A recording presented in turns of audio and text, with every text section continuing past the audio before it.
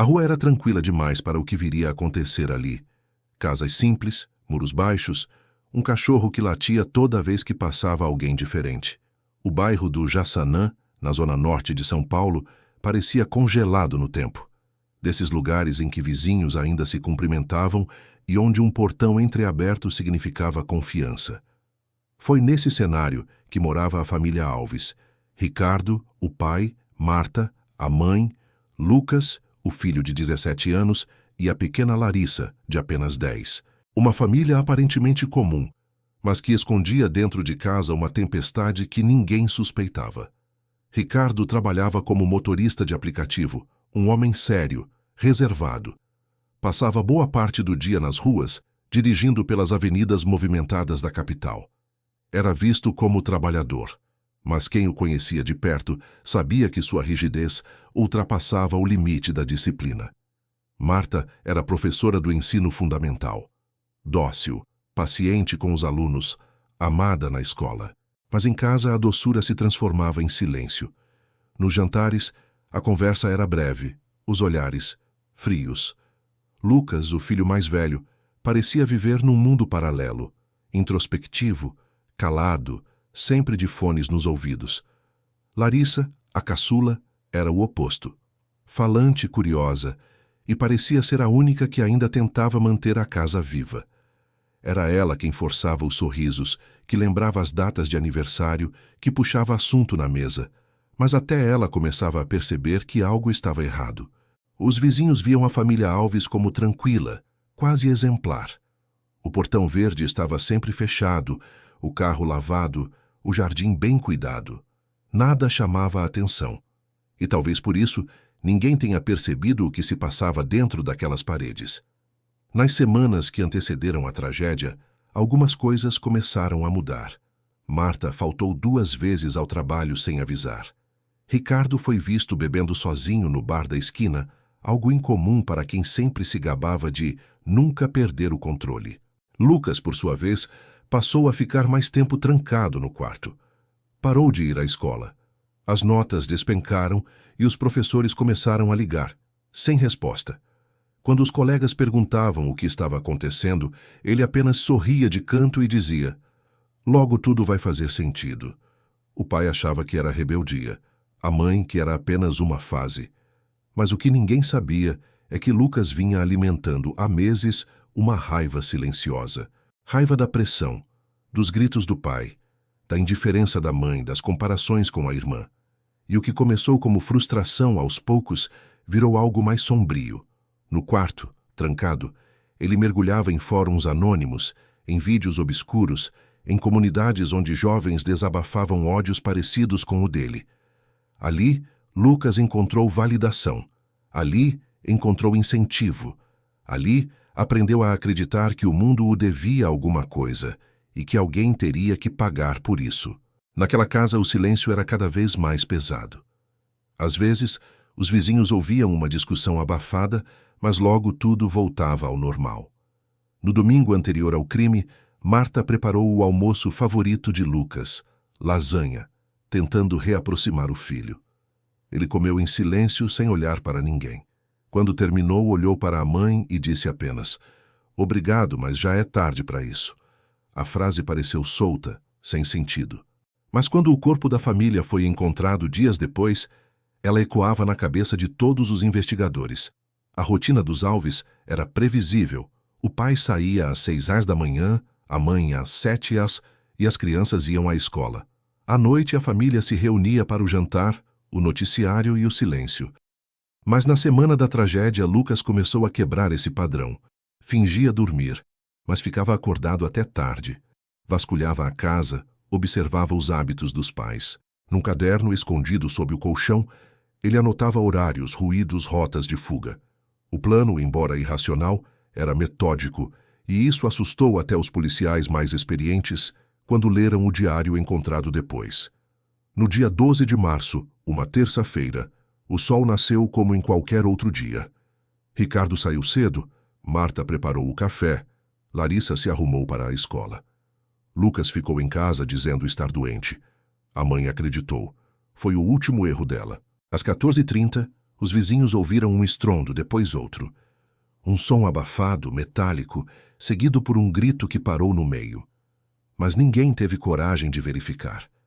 3 horas depois, Lucas saiu de casa calmamente, com as mãos no bolso, e pegou o ônibus para o centro.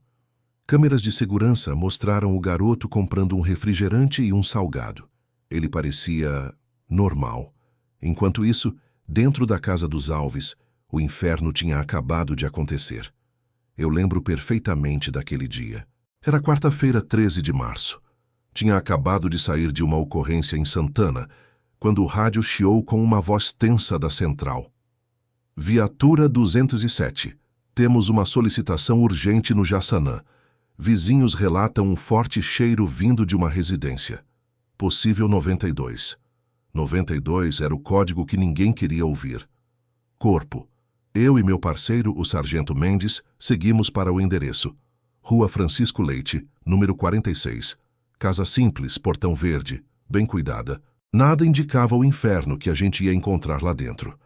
A vizinha que fez a denúncia estava na calçada, chorando com as mãos tremendo. Ela disse que a casa estava trancada havia 2 dias, que ninguém respondia e que o cachorro latia sem parar. O cheiro era forte demais para ser lixo. Batemos no portão. Nada. Chamamos o corpo de bombeiros. Eles arrombaram a porta. E o que eu vi quando entrei foi uma daquelas imagens que nunca mais saem da cabeça. O ar estava pesado, abafado. O relógio da parede marcava 16h20. A TV ainda ligada, mostrando um programa infantil. No sofá, o corpo da mulher, depois identificada como Marta Alves, caída de lado com manchas escuras na roupa e uma expressão congelada de pavor. No corredor, o corpo do pai, Ricardo, estava de bruços, próximo à cozinha. E no quarto dos fundos, a menina. De todos os casos que já vi, e foram muitos, aquele foi o único que me fez perder o fôlego. A pequena Larissa, de apenas 10 anos, estava deitada na cama, coberta até o pescoço, como se alguém tivesse tentado proteger o corpo depois. Mas não havia proteção possível para aquilo. Meu parceiro virou o rosto, saiu para vomitar no quintal. Eu fiquei parado por alguns segundos tentando entender. 3 corpos, nenhum sinal de arrombamento, nenhum rastro de luta, tudo limpo demais. E o mais estranho, o quarto do filho, Lucas, estava vazio. A cama arrumada, o notebook aberto, a janela entreaberta. Na hora meu instinto gritou. Ele estava vivo. A perícia chegou 20 minutos depois. O tenente que assumiu a coordenação me olhou e disse quase num sussurro: "Isso aqui não foi um assalto." E eu já sabia. Tinha algo frio, calculado, quase ensaiado naquela cena. Era o tipo de crime que só alguém da própria casa poderia cometer. Enquanto os técnicos fotografavam e marcavam o chão com fitas amarelas, eu comecei a observar os detalhes. O prato de comida ainda sobre a mesa, uma garrafa de refrigerante pela metade, o caderno de Larissa aberto com a tarefa de matemática. Tudo parado no tempo. Era como se a casa tivesse sido congelada no exato segundo em que a vida saiu dali. Achei a mochila do Lucas encostada no canto da sala. Dentro, roupas dobradas, uma lanterna e um pequeno caderno com capa preta. Anotações estranhas, horários, rotinas, desenhos de armas e frases que pareciam confissões. A culpa é deles. Eu só quero que parem de gritar. Hoje acaba tudo. O perito me olhou e eu só balancei a cabeça. Era claro, ele planejou. Chamamos o delegado de plantão e logo o caso caiu na nossa equipe. O nome do garoto foi inserido no sistema como foragido e principal suspeito. A imagem dele começou a circular nos grupos de inteligência. Mas o que ninguém sabia ainda é que ele não estava fugindo. Estava apenas esperando. Naquela noite voltei para casa e não consegui dormir. Fiquei revendo a cena na cabeça.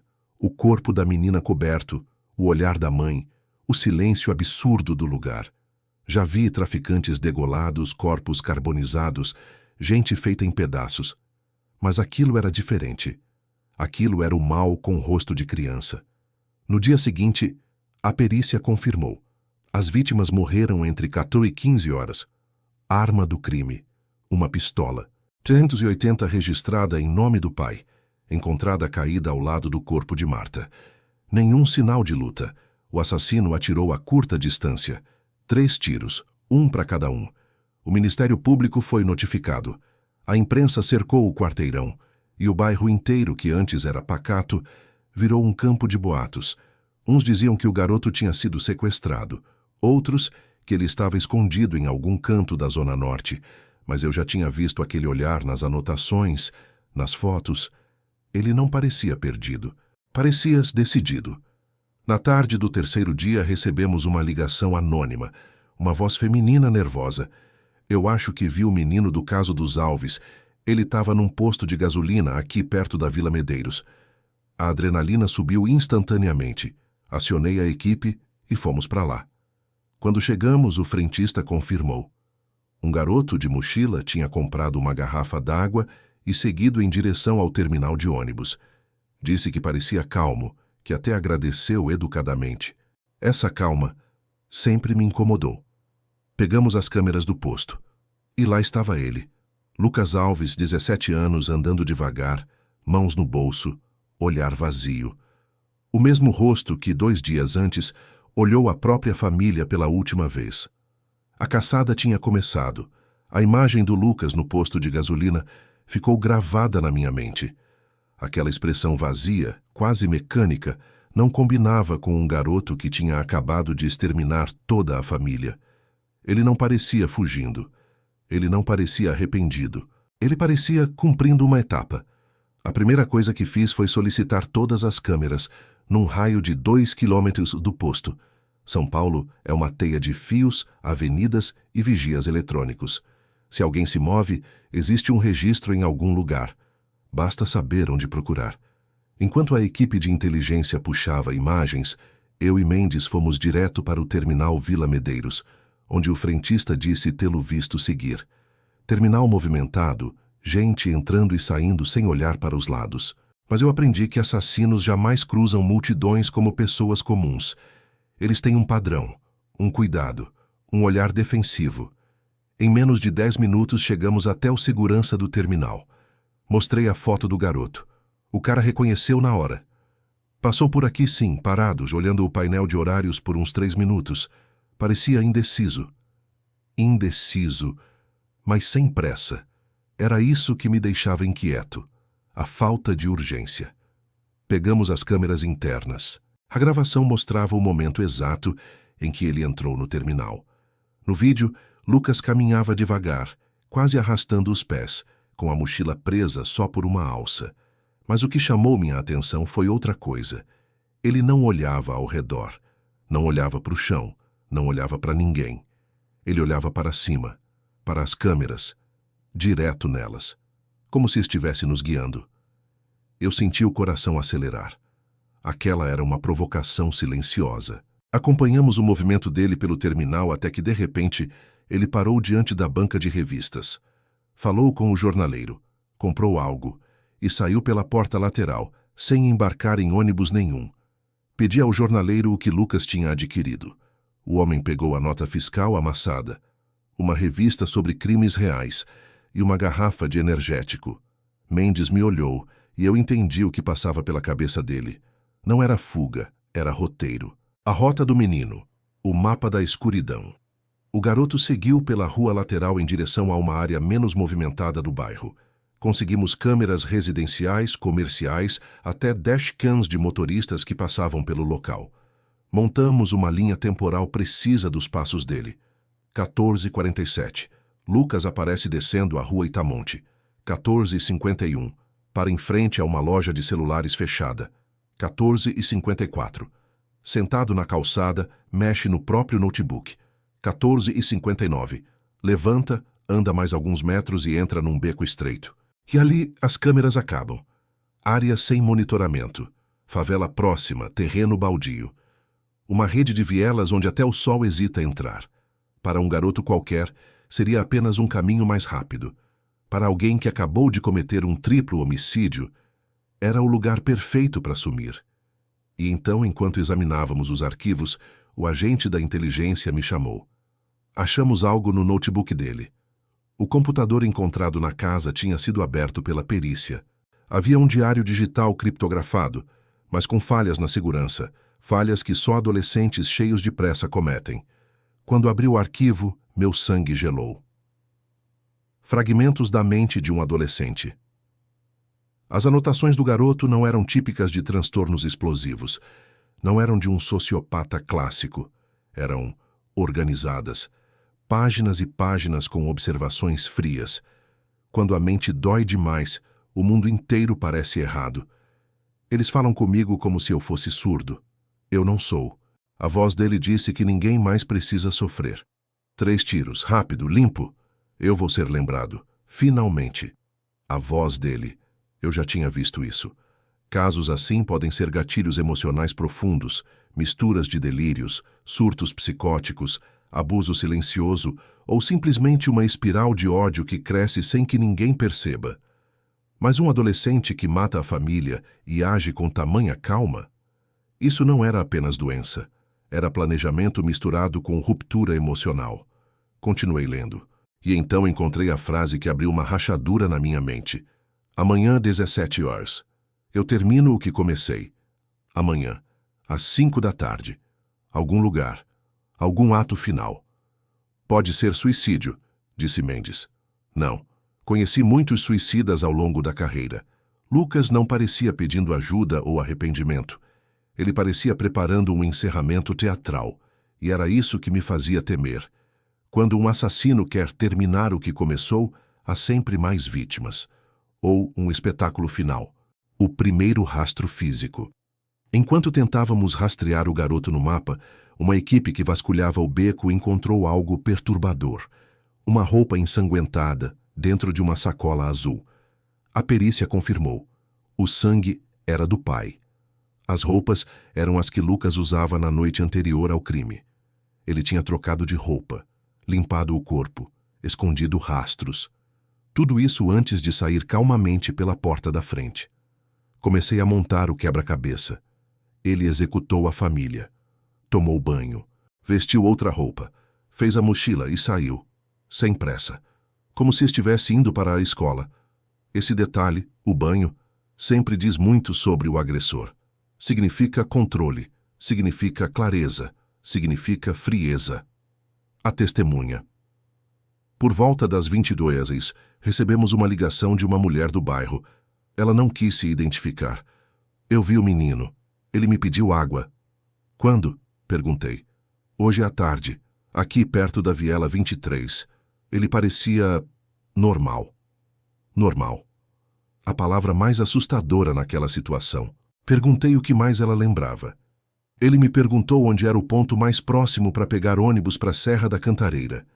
A serra, lugar isolado, áreas de mata, trilhas abandonadas. Era o lugar perfeito para alguém desaparecer, ou para concluir algo terrível. Quando desliguei o telefone, senti aquela velha sensação subir pela espinha. Aquele instinto que só quem trabalha muitos anos no crime aprende a ouvir.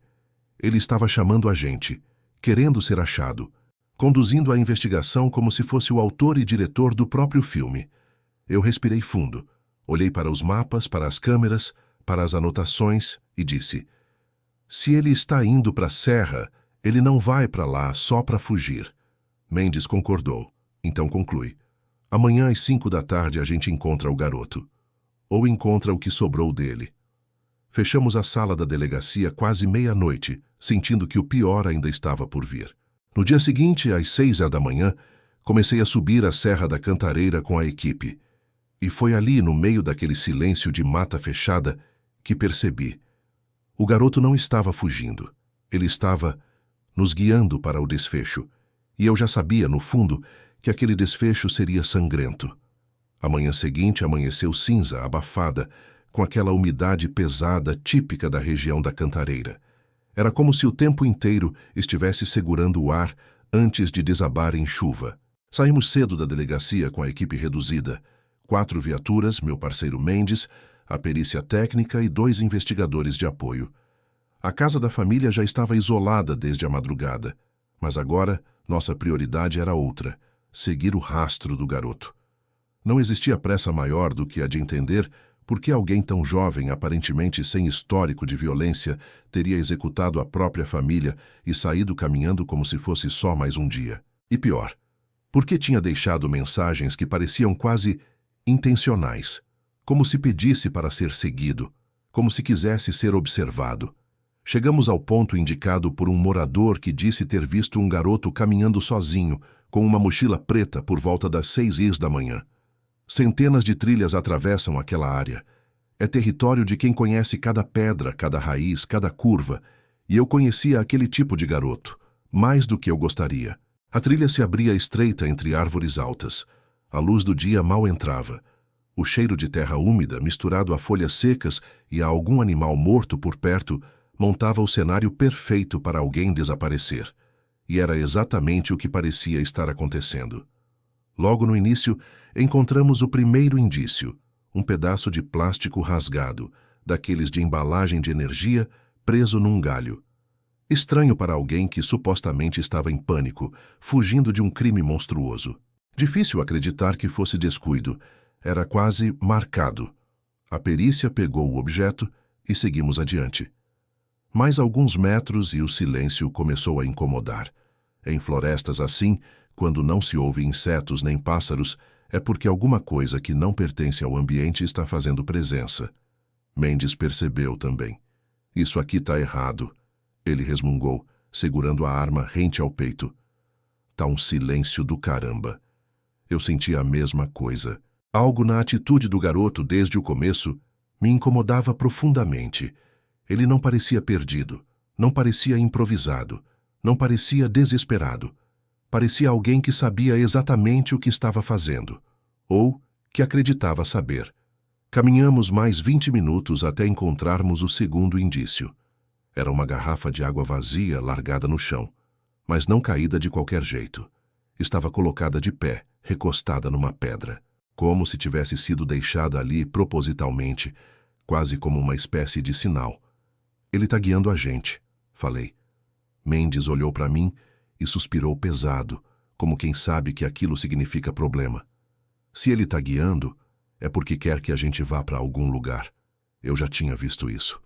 Em casos extremos, autores de crimes que não conseguem lidar com a própria mente começam a criar trajetos, rituais, percursos simbólicos. Algo que só eles entendem e que quase sempre termina em tragédia anunciada. Mais à frente, encontramos uma trilha que parecia mais limpa. Sinais de pisada recente, galhos quebrados, marcas no solo de alguém apoiando as mãos para escalar um barranco. O garoto definitivamente passou por ali. Então algo chamou minha atenção. No tronco de uma árvore caída, havia marcas feitas com uma pedra, pequenas linhas riscadas de forma repetida. Não eram desenhos, não eram palavras, eram contagens. As clássicas 5 linhas, como quem marca dias, passos, pensamentos ou mortes. Aproximei o rosto, avaliando. As marcas estavam frescas. Ele parou aqui, eu disse. Mendes, atrás de mim, completou. Parou e fez isso, como se estivesse esperando alguém achar. Exato. Como se estivesse criando uma narrativa, conduzindo a gente para dentro da cabeça dele. E isso era o que mais preocupava. Quando o criminoso controla a história, não é você quem dirige a investigação, é ele quem te conduz. Seguimos subindo a trilha. A mata fechada dava a sensação de que o dia não avançava. O ar ficava cada vez mais pesado. Passamos por um ponto onde o cheiro de decomposição aumentava, mas não era humano. Encontramos um animal morto, provavelmente atacado por outro. Mesmo assim, isso deixou todo mundo mais alerta. Finalmente, chegamos a um ponto onde a trilha se abria num trecho mais plano, quase como um pequeno mirante improvisado. Dali dava para ver parte da cidade distante, encoberta pela neblina.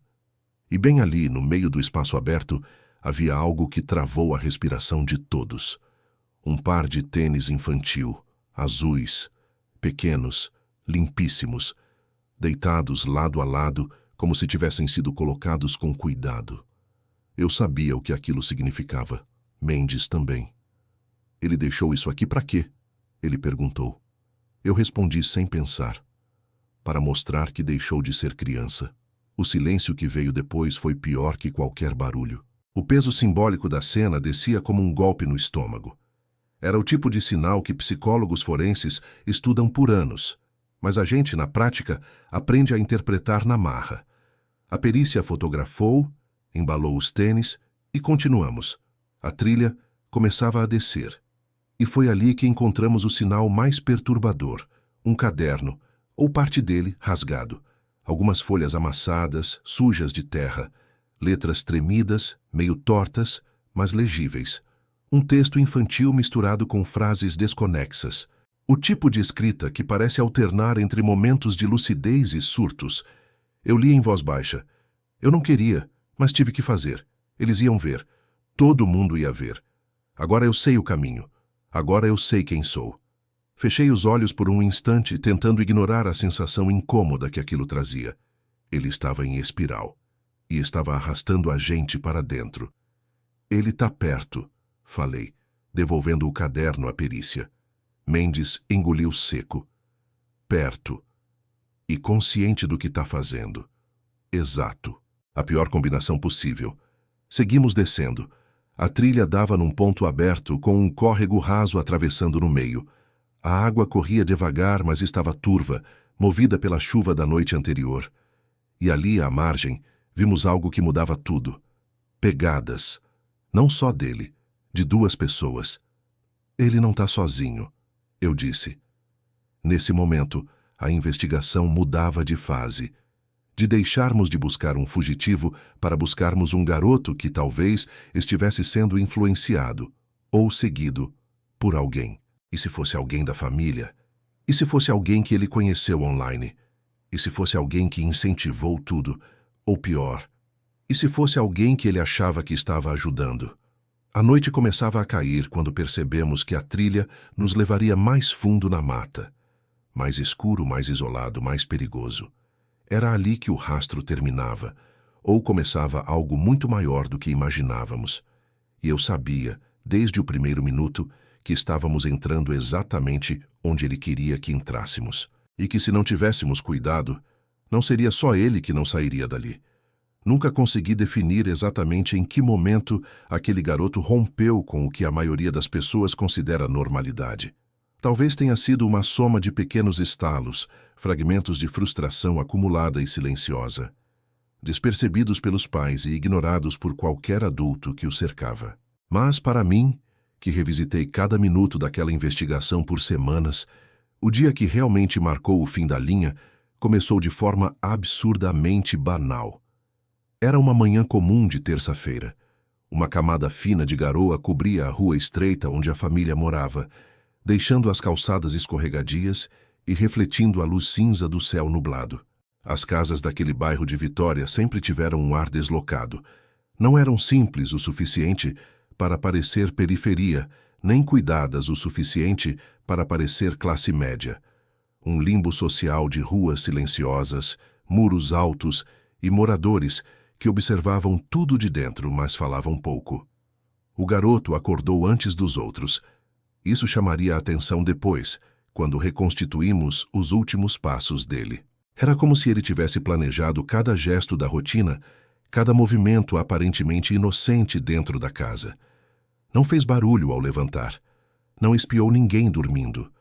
Apenas seguiu seu caminho para a cozinha, onde ficou alguns minutos parado, imóvel, olhando para a pia. Não foi angústia, não foi tristeza. Foi observação. Um estado mental que não combina com nenhum menino da idade dele. A mãe despertou minutos depois, ainda com o rosto marcado pelo travesseiro. Era uma mulher bondosa, exausta, acostumada a colocar os filhos acima de si mesma. Segundo os vizinhos, era ela quem sempre tentava equilibrar a casa. Era ela quem fazia a ponte entre o marido rígido e os filhos silenciosos. O marido, aliás, era o tipo de pai que a gente costuma ouvir por portas fechadas. Voz alta, impaciente, sempre cobrando mais do que qualquer criança podia oferecer. Enquanto a mãe preparava o café, o menino apenas sentou-se à mesa, sem pedir nada, sem falar nada, observando.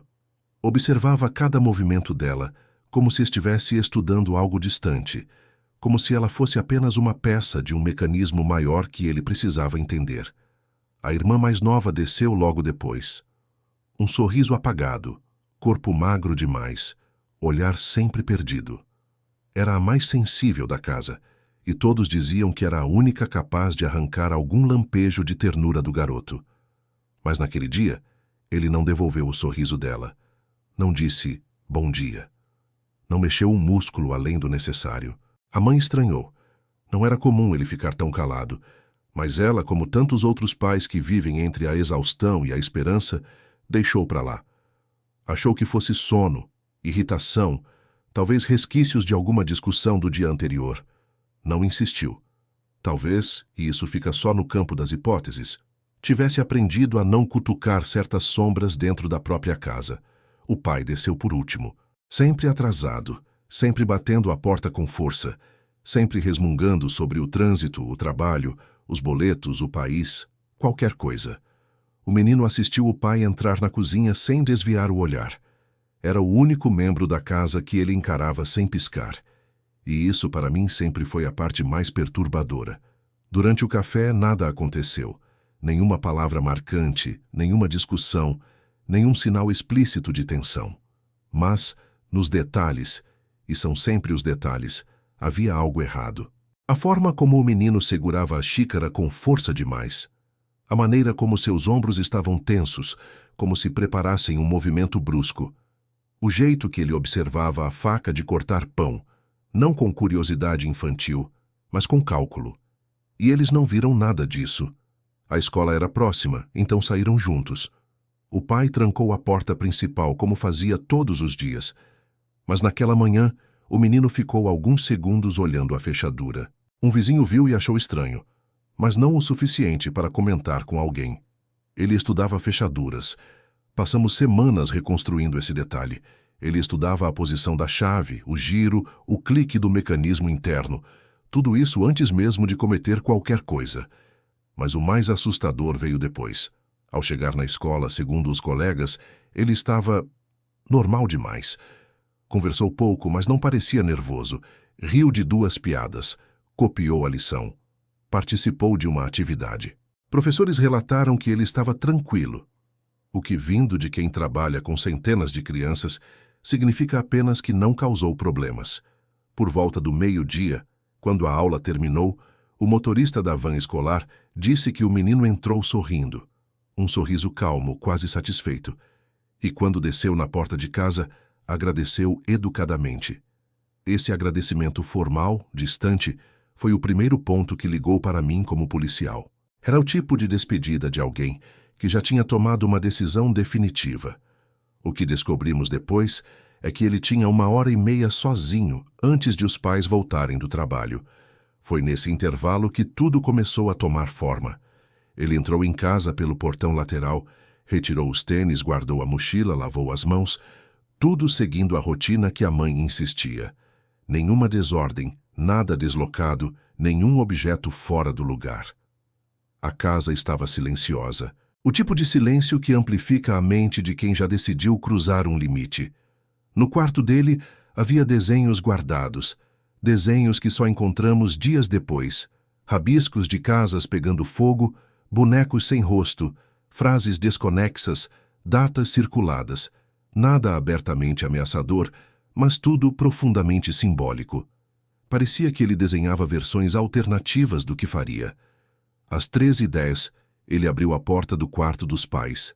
Não mexeu em nada, apenas ficou parado ali dentro, respirando devagar, olhando a cama, o guarda-roupa, o ventilador girando no teto. Depois, foi para o quarto da irmã. Sentou na cama dela por alguns minutos. Passou a mão no travesseiro, como se analisasse texturas, como se testasse sensações. Ela seria a primeira. Ninguém testemunhou essa parte. Tudo foi reconstruído pela posição dos objetos, pelos vestígios e pelos padrões de comportamento que já conhecíamos. O que sabemos com certeza é o seguinte: quando a mãe chegou por volta das 14h, ele estava preparado. Quando o pai entrou, logo depois, o menino já havia decidido o destino de todos ali. E quando a irmã apareceu na porta, ainda com a mochila escolar nas costas, ele não hesitou. Há crimes que nascem de impulsos. Este não. Este nasceu de um silêncio que ninguém ouviu, e foi apenas o começo. A partir daqui, a linha entre imaginação, planejamento e execução se desfaz completamente. Até este ponto, qualquer adulto que olhasse de fora poderia dizer que era apenas um menino estranho, um garoto calado, ou, como tantas vezes ouvimos em depoimentos, ele sempre foi na dele. Mas é nesse bloco, nessa fração silenciosa da tarde, que o menino atravessa a fronteira final entre o pensamento e o ato. Essa parte sempre foi a mais difícil para mim como investigador. Não porque era a mais violenta, mas porque era a mais fria, a mais calculada, a mais humana de uma forma profundamente desumana. Quando a mãe chegou do trabalho, cansada, carregando sacolas de supermercado e a bolsa pendurada no ombro direito, encontrou uma casa quieta demais. Segundo a reconstituição, ela chamou o filho uma vez, depois outra, com aquela voz automática de mãe que repete sem pensar, acostumada à rotina. Ela abriu a geladeira, guardou as compras com movimentos mecânicos, suspirou algumas vezes. Cansaço, frustração, vida comum. Ela não sabia que ele estava observando tudo. Ele estava parado no corredor, com as mãos atrás do corpo, quase imóvel, como uma sombra. Vemos isso pela posição das pegadas. Ele observava a mãe como quem vê um objeto prestes a ser deslocado de um tabuleiro. Era uma análise fria, mas não era ódio. Isso sempre me marcou, não havia raiva. Havia decisão. A mãe finalmente o viu, deu um pequeno sorriso, um sorriso automático daqueles que os pais dão mesmo quando tudo dentro deles está cansado demais para sentir. Ela perguntou se ele queria ajuda com a lição, perguntou se ele tinha comido, perguntou se estava tudo bem. Não recebeu respostas. Isso a deixou desconfortável, mas, como sempre, ela evitou o confronto. Apenas virou de costas para continuar guardando as coisas. E foi ali que tudo começou. O menino deu 3 passos lentos, sem pressa. Passos calculados. Quando se aproximou o suficiente, a mãe percebeu que algo estava errado, uma intuição que só mães têm, e virou metade do rosto para ele. Não teve tempo para reagir. A violência foi seca, rápida, direta, quase silenciosa. O tipo de ato que indica não só preparação, mas ausência completa de hesitação. Foi instantâneo, e logo depois veio o silêncio absoluto. Esse silêncio é talvez a parte mais angustiante de toda a investigação. Não houve gritos, não houve pedidos de socorro, não houve sons típicos de uma briga doméstica. A casa ficou muda, mudíssima, como se absorvesse o acontecido para si, como se quisesse esconder o que estava prestes a se tornar uma das cenas mais perturbadoras que já analisei em toda a minha carreira. A irmã chegou poucos minutos depois, pequena, frágil, carregando a mochila cor-de-rosa com chaveiros pendurados. Ela entrou pela porta chamando pela mãe, reclamando de fome, de cansaço, dessas coisas simples que crianças dizem quando voltam da escola. Ela largou a mochila no sofá, pegou um copo, encheu de água na pia e bebeu sem perceber nada de estranho, pelo menos não de imediato. Só depois que se aproximou do corredor é que o instinto infantil a alertou. Crianças percebem coisas que adultos ignoram. Ela sentiu o ar pesado. Ela sentiu a ausência da mãe. Ela sentiu a presença do irmão no corredor, parado, imóvel, com a mesma postura que tivera mais cedo. O que sabemos é que ela perguntou: "Cadê a mamãe?" A resposta nunca veio. O menino avançou com a mesma precisão calculada. Nenhuma hesitação, nenhum tremor, nenhuma pausa emocional. A irmã tentou recuar, mas não teve tempo. Tudo aconteceu no mesmo padrão seco, rápido, frio. E, novamente, silêncio. Quando o pai chegou, quase 1 hora depois, encontrou a porta semi-aberta. O pai sempre reclamava da família por deixar a porta assim. Então entrou já pronto para reclamar. Ele não sabia que aquele seria o último momento comum da vida dele. Jogou as chaves na mesa, suspirou alto, segundo os vizinhos, era um hábito, e chamou a esposa. Chamou a filha. Chamou o filho. Nada. Foi até o corredor. E aí percebeu o menino parado no final dele, novamente com as mãos atrás do corpo, o rosto completamente neutro. Não era ódio, não era fúria. Não era a expressão de quem quer machucar. Era vazio, absoluto, devastador. O pai, ao contrário dos outros dois, teve alguns segundos de reação. Ele entendeu que algo estava errado antes de perceber exatamente o que. Mas, mesmo assim, não teve chance. O ataque foi direto, violento, calculado com a mesma precisão fria. A diferença é que, com ele, houve barulho. Uma queda forte no chão, objetos se deslocando, o peso de um corpo grande sendo derrubado sem cerimônia. E mesmo assim, nenhum vizinho interferiu. Quando entrevistamos a vizinhança, todos repetiram a mesma frase. Achamos que era briga de família, e ninguém quis se envolver. Essa parte sempre me destrói por dentro, porque se alguém tivesse entrado, se alguém tivesse batido a porta, se alguém tivesse ligado para a polícia, talvez uma vida pudesse ter sido salva. Talvez o menino tivesse interrompido o ciclo. Talvez o pai tivesse resistido. Talvez a história fosse outra. Mas ninguém fez nada. E ele sabia que não fariam. Depois que tudo terminou, o menino foi ao banheiro. Lavou as mãos. Olhou-se no espelho por alguns segundos. Não chorou. Não tremeu. Não sorriu. Era como se estivesse apenas analisando seu próprio rosto, tentando entender se algo tinha mudado. Tirou a camiseta suja, colocou outra limpa, arrumou o cabelo com a mão. E então fez algo que me arrepia até hoje. Ele saiu para comprar um refrigerante na padaria da esquina. Pagou com uma nota de R$ 5. Agradeceu ao atendente. Voltou para casa andando devagar, tomando goles pequenos, como qualquer garoto voltando da escola. Como se absolutamente nada tivesse acontecido dentro daquela casa. E quando entrou de volta pela porta, ele já sabia exatamente qual seria o próximo passo.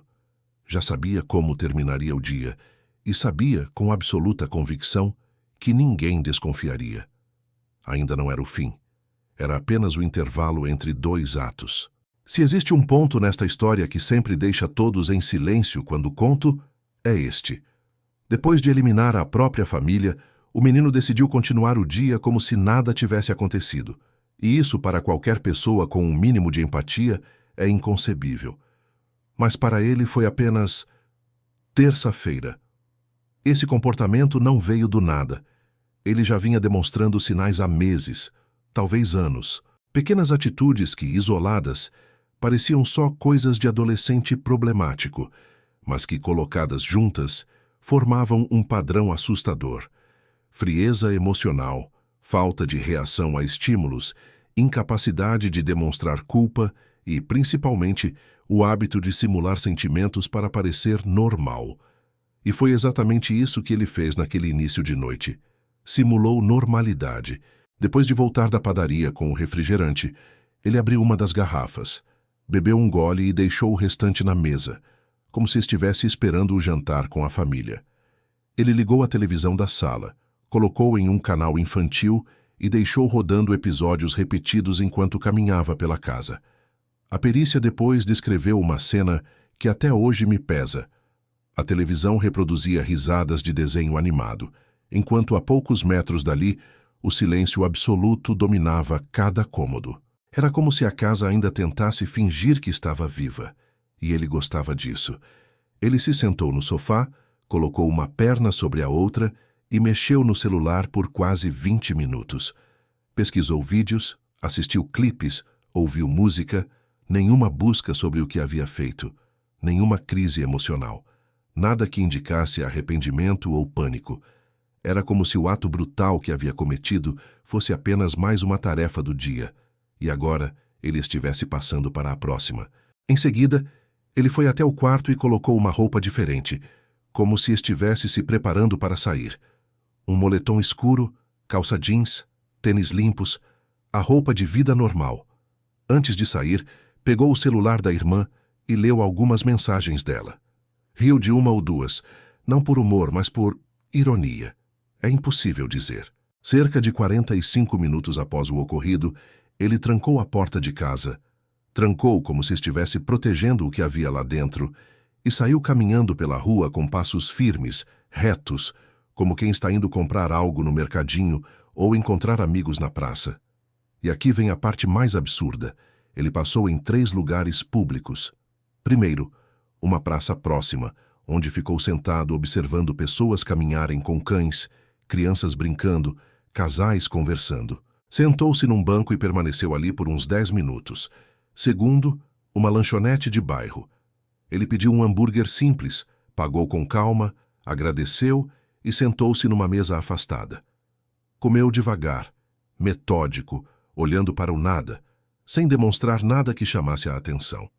O atendente depois relataria: parecia só um menino quieto, nada estranho. Essa frase me perseguiu por meses. Terceiro, ele subiu até uma quadra esportiva onde adolescentes jogavam futebol. Ficou ali parado, encostado na grade, assistindo ao jogo com o mesmo olhar vazio que já havia descrito antes.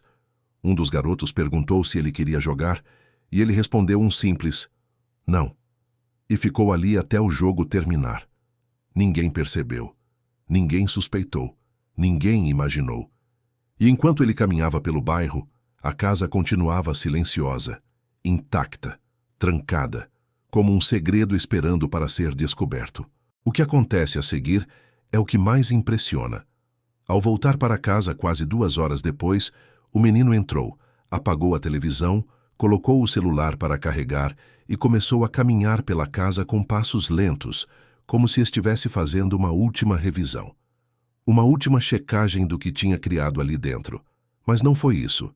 A verdade é que ele estava se preparando.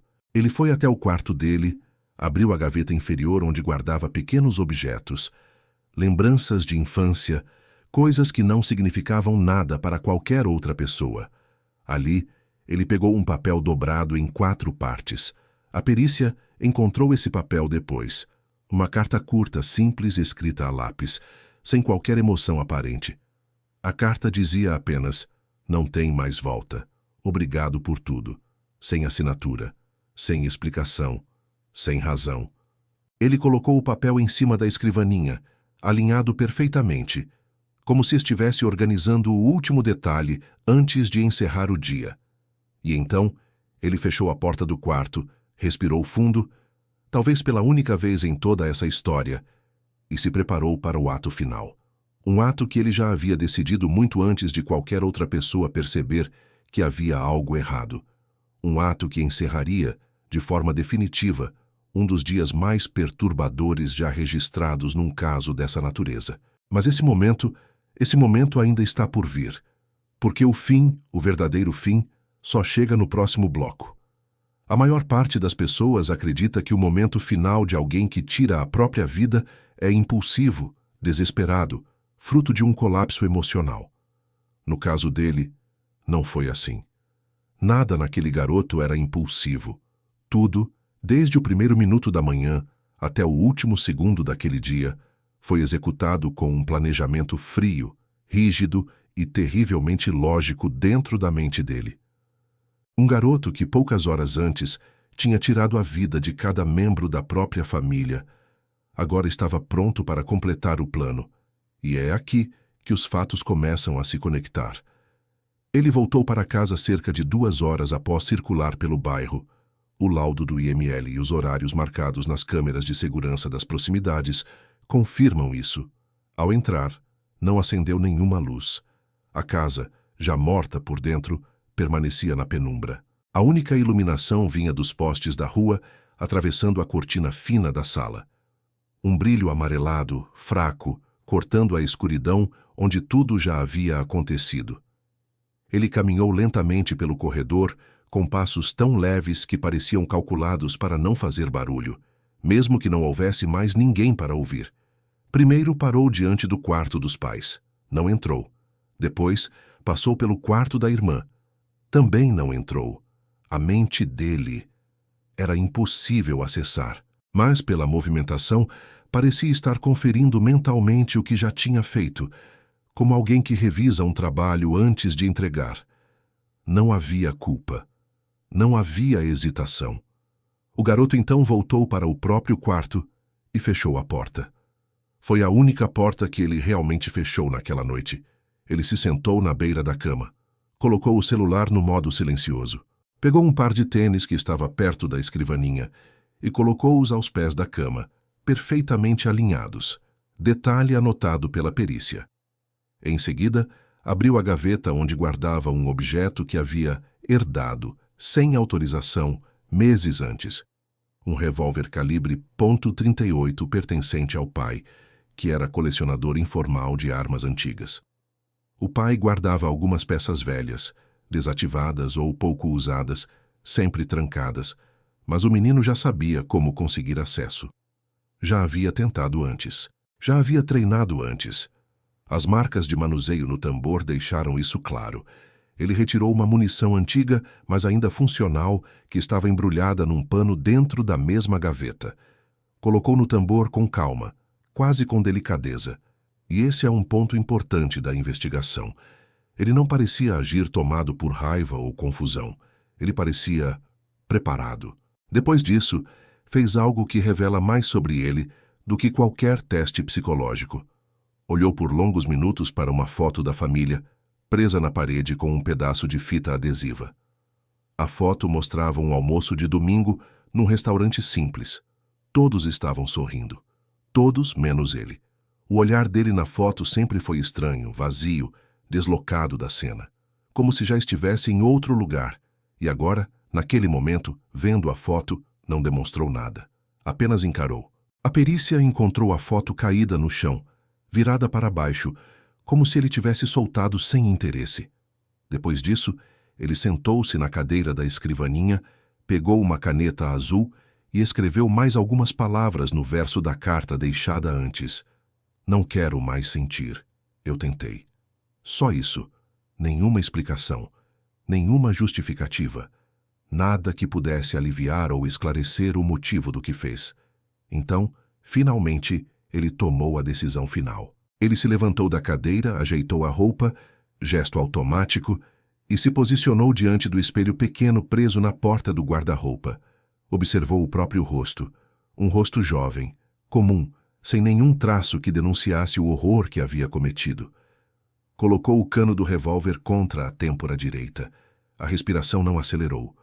O coração, pelo que os médicos estimaram, não estava em taquicardia.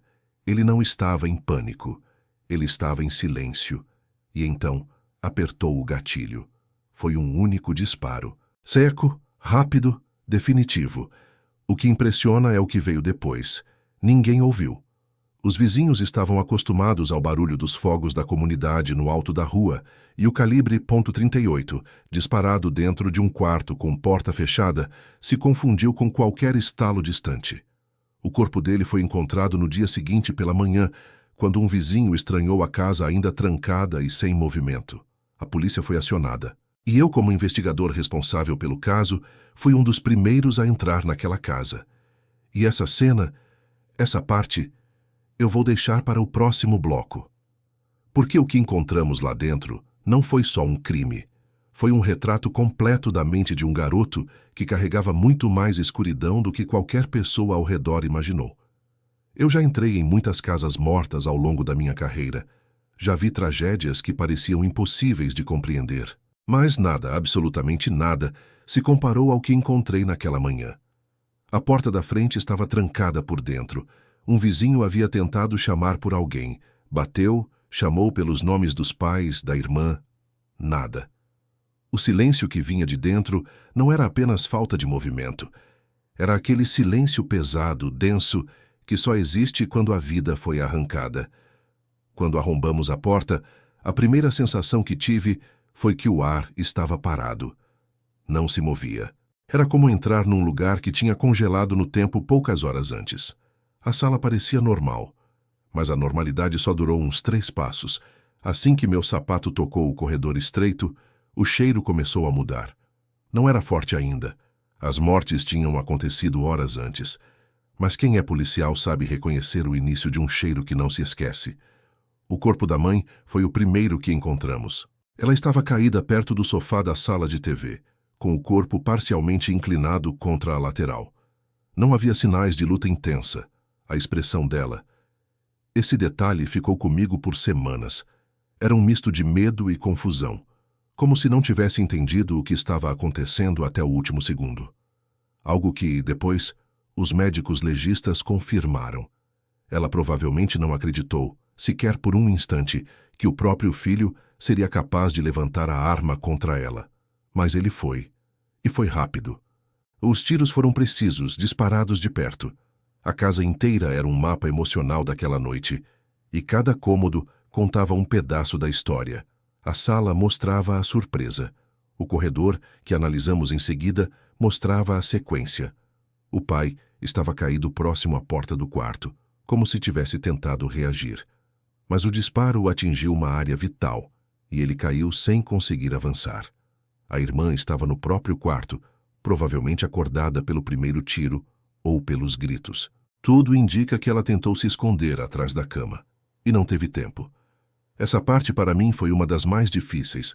A moça tinha apenas 14 anos, e todos os sinais apontavam para uma morte rápida, talvez antes que entendesse o que estava acontecendo. E por mais que a brutalidade desse tipo de crime seja revoltante, o que mais me marcou foi a frieza com que ele fez aquilo. Porque não havia desorganização, não havia pressa, não havia descontrole. Tudo tinha sido feito com precisão. Depois de registrar cada cena, fotografar os cômodos, marcar os estojos de munição, o sangue, as marcas de deslocamento, seguimos para o quarto dele, a última porta fechada da casa. E quando abrimos, o silêncio ficou ainda mais pesado. O corpo dele estava caído no chão ao lado da escrivaninha com a arma na mão esquerda. A carta estava sobre a mesa. A foto da família, virada de cabeça para baixo ao lado da cama. A primeira impressão que tive foi que ele parecia tranquilo.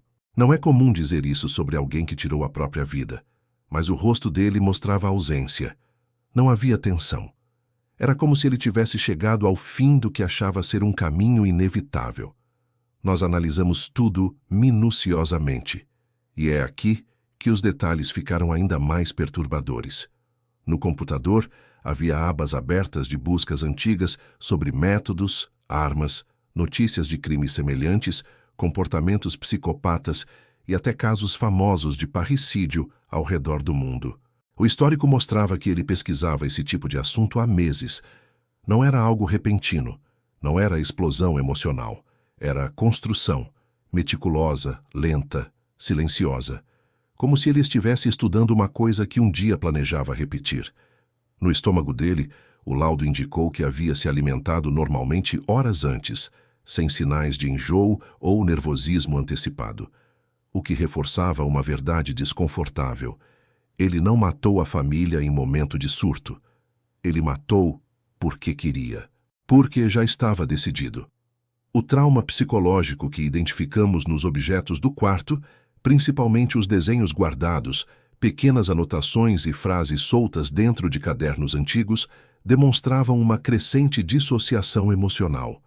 Ele já não se via como parte da família há muito tempo. Nos desenhos, frequentemente se colocava isolado, como um ponto preto no canto, enquanto o resto da família aparecia em cores. E as frases? Algumas diziam: "Eu observo, mas não sinto. Eles riem e eu só ouço o barulho. Não pertenço a nada." Aquela casa, naquele dia, parecia mais do que um cenário de crime. Parecia um estudo completo sobre o desenvolvimento silencioso de alguém que se destruiu por dentro muito antes de destruir tudo ao redor. Quando saí da casa, um colega me perguntou: "Como um garoto normal vira isso?" E eu respondi a única coisa que fazia sentido: ele nunca foi normal. A gente só não viu. Mas ainda faltava algo. O mais importante: como ninguém notou? Como ninguém percebeu que algo estava se formando ali? É isso que vamos explorar no próximo bloco. Depois daquele dia, depois de horas dentro daquela casa que parecia ainda pulsar com o eco do que tinha acontecido, a pergunta não saía da minha cabeça. Como ninguém percebeu? Como um menino de aparência comum pôde esconder um universo tão escuro dentro de si, sem que nenhum adulto, parente, vizinho, professor ou amigo notasse algo? A resposta, infelizmente, começou a se desenhar conforme investigávamos mais a fundo a vida da família. O primeiro ponto era simples. Eles acreditavam que ele era apenas introvertido. Muitos vizinhos descreviam o garoto como calado, tímido, na dele. Nada fora do comum. Alguns até interpretavam isso como maturidade ou tranquilidade. Mas dentro da escola, Os professores relatavam outra coisa. Um isolamento diferente, um olhar fixo demais, faltas constantes de interesse em atividades coletivas, desenhos agressivos, temas mórbidos em redações. Só que ninguém conectou os pontos. Parecia que todo mundo via um fragmento, mas ninguém enxergava o quadro completo, e isso é mais comum do que se imagina. O segundo ponto veio quando conversamos com alguns colegas próximos. Eles diziam que ele costumava falar frases estranhas. Eu não sinto raiva, sinto vazio. Não gosto de ninguém, mas ninguém fez nada. Às vezes eu queria sumir todo mundo. Os amigos achavam que era drama adolescente. Só que não era. Era a manifestação inicial de algo que, se fosse entendido na época, poderia ter evitado uma tragédia inteira. Quando investigamos o computador, encontramos uma pasta chamada Observações. E ali estavam anotações que pareciam um diário clínico feito por alguém que estudava o próprio comportamento como se fosse um objeto externo. Algumas frases eram: minha mãe não percebe quando eu não sorrio. Eles não sabem que não sinto falta quando viajam. Meu pai me ensina coisas, mas nenhuma delas importa. Tudo isto aqui só existe porque eu deixo existir. O mais perturbador era como ele se descrevia. Não como um membro da família, mas como um observador. Sempre observando, sempre distante, como se fosse outra espécie, como se não estivesse realmente lá. Quando um investigador lê esse tipo de coisa, sabe exatamente do que se trata. Não era ódio, não era vingança, era a ausência total de vínculo emocional. E a falta de vínculo é o terreno perfeito para tragédias acontecerem. Outro ponto que descobrimos, e que deu um peso ainda maior ao caso, foi que o garoto havia visitado comunidades online dedicadas a crimes reais, fóruns onde se discutia comportamentos psicopatas, planejamento de atos violentos, estudos de casos famosos de parricídio e análises de perfis de assassinos juvenis. Ele não estava só consumindo conteúdo, ele estava estudando. Cada busca na internet parecia um tijolo na construção de algo inevitável. O menino não era um explosivo, era uma bomba sendo montada aos poucos, com calma, frieza e precisão. E o pior, em nenhum momento houve um pedido de socorro, nenhuma frase, sinal ou atitude que demonstrasse arrependimento, medo ou conflito interno. Era como se dentro dele o caminho estivesse definido meses antes. A carta que encontramos só reforçou isso. Ela dizia em um trecho: vocês nunca me enxergaram de verdade, então não sentirão falta da minha presença. Eu já não estava aqui há muito tempo. E esse detalhe, o desligamento emocional, é uma característica extremamente rara, mas quando acontece, geralmente leva a crimes que parecem impossíveis de compreender do ponto de vista humano. Porque não é humano, é mecânico, é vazio. É como se o cérebro da pessoa tivesse desligado a parte que faz conexões afetivas, e o que sobra é um indivíduo que enxerga tudo como objetos, inclusive as pessoas mais próximas. E então surge a pergunta inevitável: os pais sabiam de algo? Havia algum sinal dentro da própria casa? Com a investigação avançando, começamos a descobrir que sim. A mãe havia comentado com uma amiga que ele era diferente, mas nunca especificou como. O pai, segundo um colega de trabalho, dizia que o menino não tinha maldade nenhuma, justamente porque era apático demais. O que os pais interpretaram como inocência, na verdade, era frieza emocional. Mas o ponto mais importante veio quando analisamos uma filmagem de segurança de uma rua próxima, poucas horas antes do crime. E o que vimos ali foi tão chocante que, mesmo depois de tantos anos de polícia, eu senti um nó na garganta. Às 22h14 da noite anterior, o garoto passou caminhando lentamente pela rua, com as mãos no bolso, olhando para a própria casa como quem observa um prédio qualquer. Sem pressa, sem inquietação, sem medo, sem qualquer traço que denunciasse o que faria depois. Era como se já estivesse morto por dentro, e isso explicava por que ninguém percebeu nada. Existem crimes difíceis de entender. Existem crimes impossíveis de compreender. E existem crimes como este, os que desafiam completamente a lógica humana, porque não seguem nenhum padrão emocional conhecido. Eu já tinha visto assassinos rirem depois de matar. Já vi gente entrar em desespero. Já vi arrependimento, choque, negação, fuga, colapso. Mas eu nunca tinha visto alguém continuar o dia como se nada tivesse acontecido. E foi isso que tornou este caso um dos mais perturbadores da minha carreira. Depois de cometer o massacre dentro da própria casa, o garoto não entrou em pânico, não tentou fugir, não procurou ajuda, não demonstrou qualquer reação emocional. Ele simplesmente tomou banho.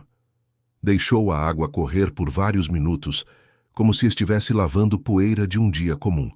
As roupas ensanguentadas foram colocadas dentro de um saco de lixo e amarradas com precisão.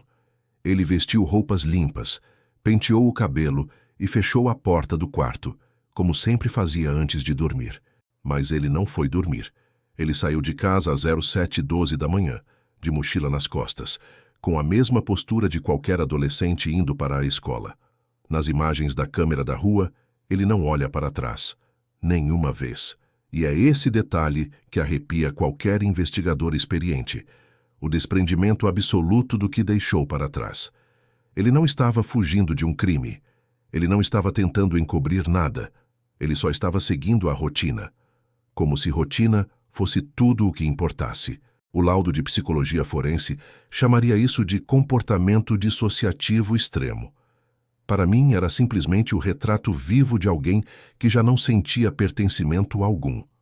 Às 07h28, ele entrou na padaria da esquina. Comprou o mesmo pão de queijo de todas as manhãs. O balconista disse que ele até sorriu. Um sorriso curto, quase automático. Ele comeu ali mesmo, sentado, olhando para o celular. Depois, às 07h55, pegou o ônibus para a escola. Sentou no fundo, colocou o fone de ouvido e ficou encarando a janela como qualquer estudante cansado indo para mais um dia monótono. Mas a monotonia era falsa, era construída, era a máscara perfeita. E ninguém ali imaginava o que ele havia deixado em casa. 3 corpos estendidos na sala ainda quentes. Na escola, ele teve um comportamento absolutamente normal. Conversou pouco. Respondeu à chamada. Participou de uma atividade e entregou um trabalho de geografia que estava dentro da mochila desde a semana anterior. Uma professora lembraria mais tarde que, naquele dia, ele parecia até mais atento do que o costume. Talvez porque, pela primeira vez, ele sentisse que nada mais poderia distraí-lo. Do fogo recém-apagado, vêm as cinzas mais frias. O menino permaneceu até o final das aulas. Saiu ao meio-dia e passou em uma lan house próxima. Ficou jogando por quase 1 hora. Pagou com moedas. Não conversou com ninguém.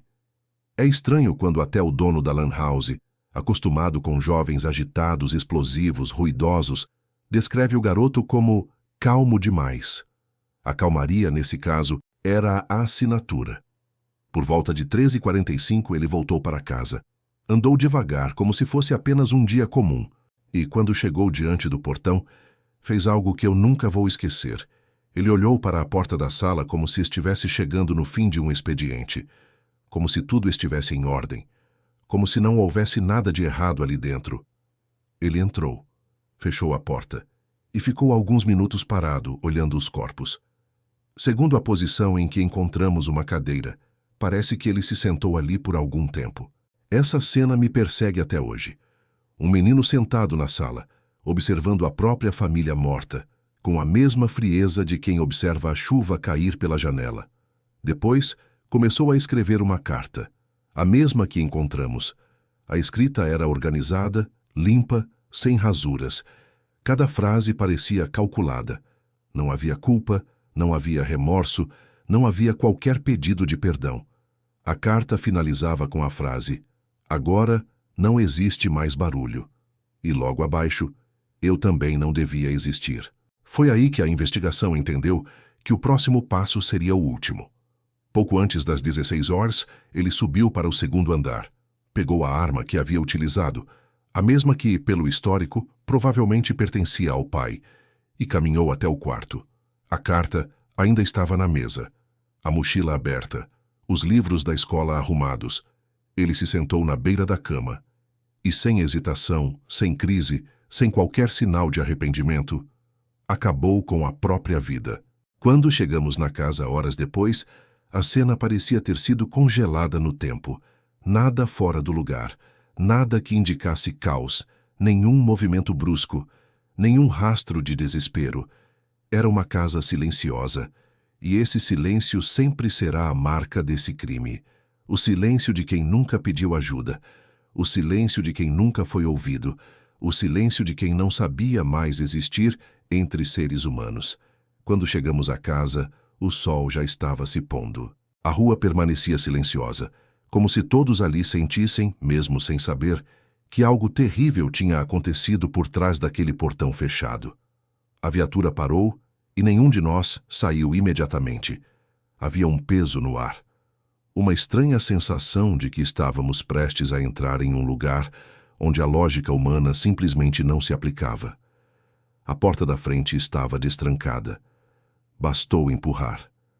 E ali estava a cena que eu jamais conseguia apagar da minha memória.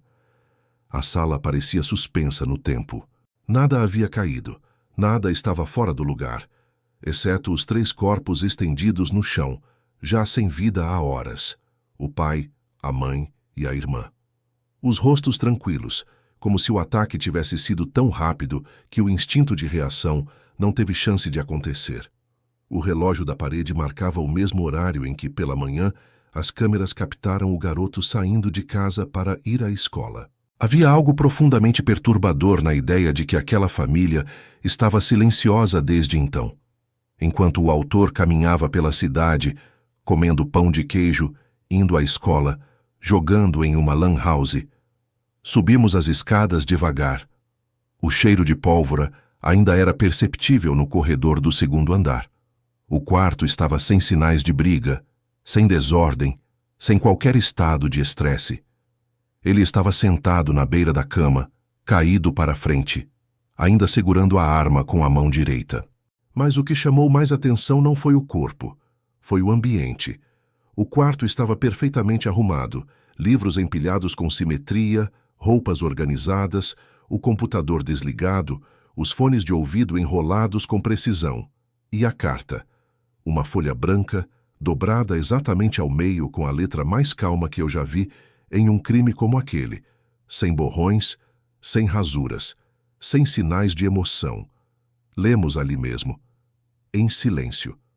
O texto não era um pedido de desculpa, não era uma explicação, não era um desabafo, era quase uma declaração de encerramento. Eu não vejo mais ninguém, não sinto mais ninguém, não pertenço mais a nada. A carta seguia descrevendo a sensação de desconexão que acompanhava o garoto há meses, talvez anos. Uma sensação de caminhar entre pessoas sem nunca realmente estar com elas. E no fim, como já contei no bloco anterior, ele escreveu a frase que definiria esse caso para sempre. Agora não existe mais barulho. E logo abaixo, eu também não devia existir. A investigação confirmaria que ele agiu sozinho, sem incentivo externo, sem cúmplices, sem conteúdo que motivasse o ato. Tudo derivava de uma frieza emocional silenciosa, lenta e invisível. Uma deterioração psicológica que passou despercebida por todos ao redor. E esse ponto, mais do que qualquer outro, fez este caso se tornar estudado em universidades, cursos de criminologia e mesas de debate psicológico. Como alguém pode estar tão perto de desmoronar sem que ninguém ao redor perceba? Essa pergunta ecoaria por meses. A escola entrou em choque. A padaria fechou por 3 dias em respeito ao ocorrido. A vizinhança virou alvo de repórteres de todo o país, todos querendo entender como um crime desses poderia acontecer em um ambiente aparentemente comum, tranquilo, sem histórico de violência. Mas a verdade é que a violência mais perigosa é justamente a que não anuncia sua chegada, aquela que cresce em silêncio, aquela que se disfarça de rotina, aquela que mora atrás de sorrisos ensaiados, notas regulares e comportamentos discretos. A polícia concluiu o caso como um triplo homicídio seguido de suicídio. Tecnicamente, era simples. Investigativamente, era complexo. Humanamente, era devastador. A casa foi lacrada. Os móveis permaneceram ali por meses intactos, como se ninguém tivesse coragem de entrar e tocar naquilo que restou. No fim, os parentes decidiram vender tudo e deixar o imóvel fechado por tempo indeterminado. E eu? Eu fiquei com algo que policial nenhum quer levar para casa: o silêncio daquele menino. Um silêncio que não gritava, não chorava, não pedia socorro. Um silêncio onde cabia o mundo inteiro. E ninguém percebeu. E se tem algo que aprendi nesse caso, é que os sinais nem sempre são dramáticos, explícitos, gritados. Às vezes, o sinal é justamente o vazio, a ausência, o afastamento. Às vezes, o perigo mora no olhar perdido de quem não sabe mais onde pertence, ou de quem nunca soube. Este caso terminou, mas o impacto dele ficou. Ficou para os vizinhos, ficou para a escola, ficou para os profissionais que analisaram cada detalhe e ficou para mim. Porque, no fim das contas, a pergunta que nunca será respondida é simples e cruel. Se alguém tivesse percebido o silêncio dele, alguma coisa teria sido diferente. Fim.